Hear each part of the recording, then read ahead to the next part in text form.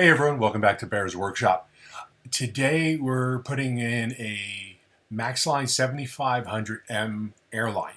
It's a 3/4 inch, came with 100 feet of piping, and it was about $170 off Amazon. I will include a link to the product in the description and go ahead and take a look. But don't forget to hit the subscribe button, please. Need subscribers, and hit the like button. Let me know what you think if you have any comments. Thank you. Okay, so here's what we have. Got a little bit of dust on it, but these are the parts that came in. We've got our Teflon tape, which we're going to be needing, our safety goggles, which I'll probably forget to put on. We've got clamps for putting into the wall to hold the piping in. We've got different adapters, elbows. Probably have enough, but maybe not. Just depends on how everything goes. This is each port. As it goes in, it comes up.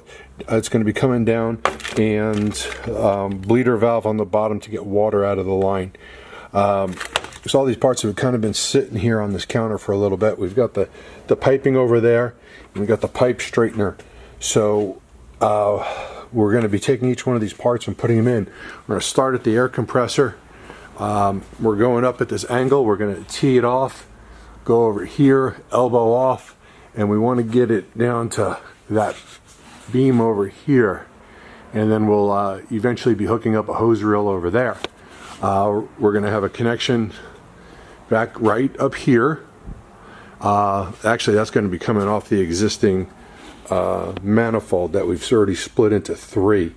But the other T is going to go over here to the left, follow the line, go up to right underneath that beam, and all the way across, and we hope that we have enough pipe to get it right underneath the stairs, and I can hang it off right over there. I'm not sure if I got enough for that, but that's what we're shooting for. So that's what we're going to go ahead and attempt to do. We'll see how far we get today. I don't know if we'll finish it. It's already kind of late in the day, but let's see what we can get done.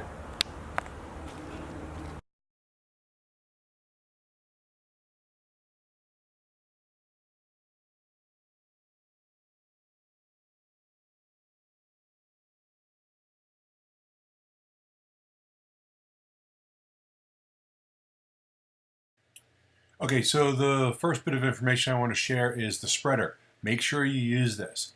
These pipes will not fit over the attachments unless you spread them out. You got to stick that in there and rotate it like 3 or 4 times. The connections themselves, they both have O-rings on them, and which you're going to see right here in a moment. If you don't spread them, the O-rings will slip off and they will break, and then you will have leaks. I only had, I don't know, I think I had the same amount of leaks as connections that I had after I put everything together. But I'll talk about that here in a minute. So make sure you spread them out, and then the blue pipe will fit over these connections real easily. If you don't do it, you'll rip the O-rings.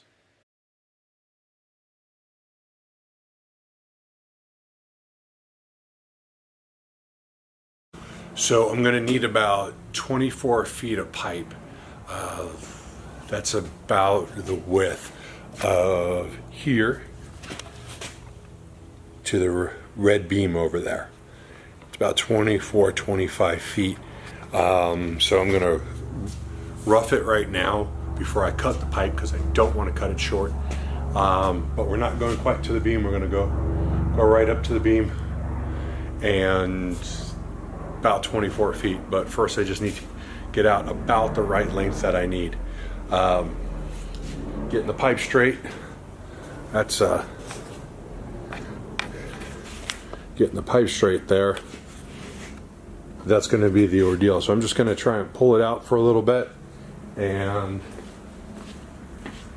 see what I can do, because it doesn't just come out. I guess there's aluminum in these pipes, so you got to hand straighten them until you can get them through that straightener. But we're going to get it out enough so that I can measure it. This is actually pretty funny because I cut out all the times that I fell down so you guys wouldn't see that. So I went and measured out the length. I pulled it out as far as I could. I used the 2-post car lift to kind of wedge it in, and then I was able to pull it. That's just what happens when you're just one person. You got to make do with what you got. So I've measured it out 24 feet-ish. I'm really trying to keep it close to that because I know I'm going to be really close on the piping. But now I've got this piece that is incredibly not straight.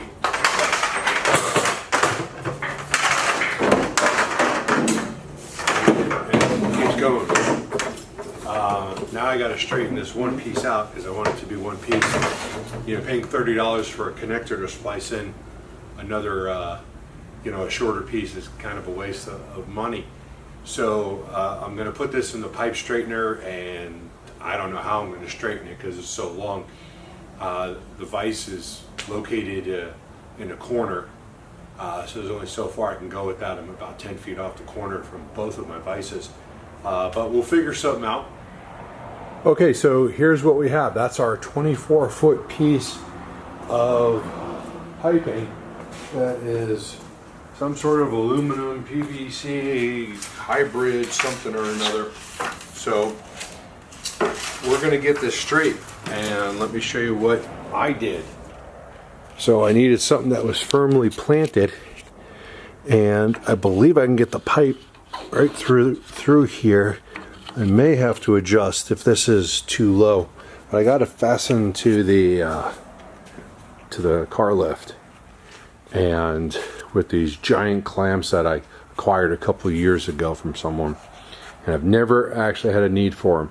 This might be the perfect scenario. Let's see what we can do. I'm going to get this set up.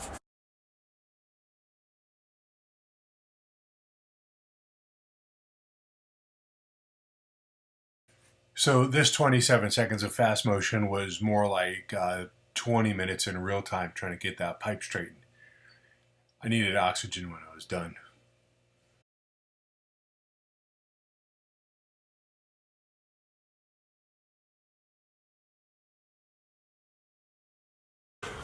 That's a little bit of a workout for an old fat guy. So it's laying there. It has a curve to it, but I'm pretty sure once we put it up, it's gonna straighten out.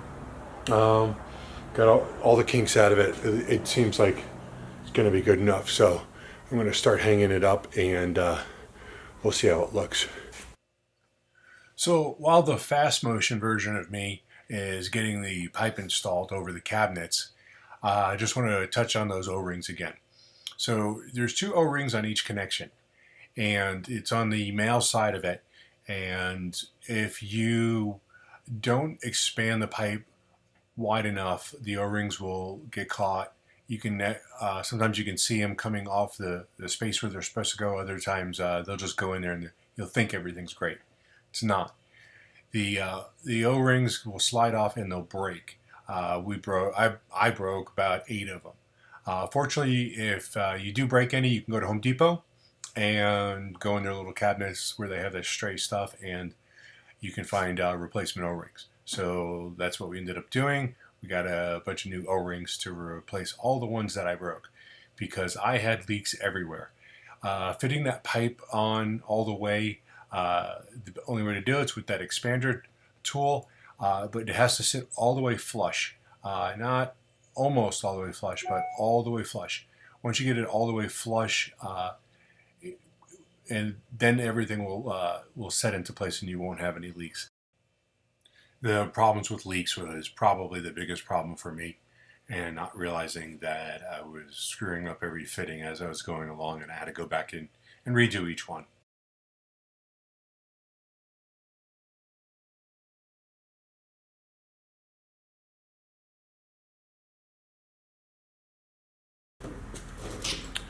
So, problem I'm having that I wanted to share with you is I drilled a hole through the beam up there so that I could put the little hooks, the holders, to mount the pipe. I had to drill a hole because I'm using wood screws that I was using to mount everything against the walls, but these are hanging down. So the clips themselves are not strong enough to hold the pipe. The screws that I have went through without a problem, but they would sag a little bit because it's a very coarse thread and there's a gap right there. So it would just sag down 1/4 of an inch. So I've taken these out. I've got some panhead screws that I'm going to use that are much finer. I'm screwing those in. And then I'm taking a zip tie and I'm wrapping it around the clips because the weight of the pipe is just too much for the clip and it's just falling. So I'm going to put zip ties around them to support them. They'll stay in by themselves, but the zip ties will keep it from sagging and then eventually falling out. So that's what I'm doing right now. I'm going to put a couple of zip ties on each one. I've done one. It looks like it needs 2 zip ties. So that's what we're going to do right now is get the other one. So this is pretty much the end of it. I'm just going to give you my summary of what I think of the product. I think there should have been more clips to hold the pipes up onto the wall. Also, I think they should have been a little bit stronger so that if you're mounting one upside down like I was, that it won't let go of it. I'm going to order more clips because I think there's a couple places where I should have some more. They are about $15 for a set of 10, so not expensive. What I had on the table when we first started, there was a lot of elbows, a lot of 90 degrees. Those I bought separately because it just doesn't come with as many as most people would need. I guess that just gives you the option to customize something that's going to work for you. And in this last bit of video, I'm just going around showing where all the pipes are laid out. Everything's working. All the leaks are tightened up. The compressor is on and the line is filled with air at all times now. You can see this is the second station that I put in. I need to get some sort of hose reel over there. And as we go to the underneath the staircase, you can see that it really needs to be strapped up a little bit better than it is. That's why I got to order some more brackets. That is the Giraffe Tools 3/8 inch hose that I got. That's working fine, retracts fine, holds the air fine, no leaks. So something I really like. It's going to work out well for that. So thanks for watching. Hit the subscribe button, hit like, comment if you want. Thanks. See you next time.